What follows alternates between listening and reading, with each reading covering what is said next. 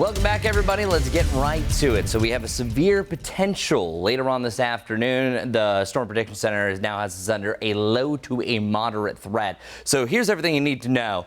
The storms are going to form fast. They're going to move fast. So I think they're going to cluster together. I think we see our first storm on the map developing between about noon and 2. And wind damage is going to be the primary hazard. And there's going to be a possibility of some severe thunderstorm warnings a little bit later on. And then the timing is mainly going to be, I would say, mid to late afternoon, but it is going to affect your evening commute, especially east of I-77. And with the high moisture content, it's another muggy day, a little bit more humid than what we have yesterday. That's going to lead to a heavy rain threat, so we could have some localized flooding. The usual spots that flood, well, that could happen with some 1 to 2 inch per hour rain rates. Here's a look at our futurecast. This is 10 a.m. Not much happening at that point, but look at 2 o'clock. Things really start to flourish at this point. If this is the scenario and you start to see a little bit of a bend, likely there's going to be a severe thunderstorm warning that's going to be either moving towards the southeast or due east as well. This is spread across the I-85 corridor, really between about 2 and 4 o'clock. And then once you get to about 5 to 6,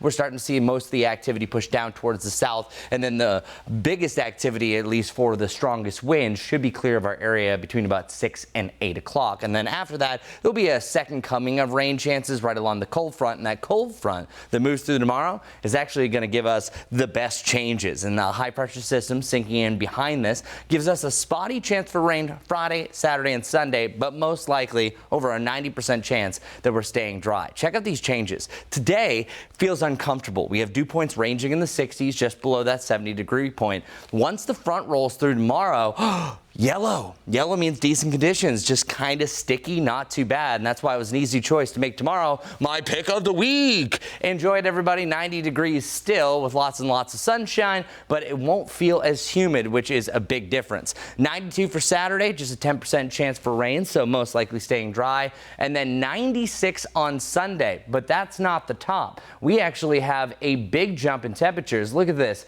97, 98, sticking to 98 with an isolated thunderstorm chance each and every afternoon. Welcome to really an epic heat wave and the hottest air of the year, with some heat indices reaching 100 to 105, so stay cool.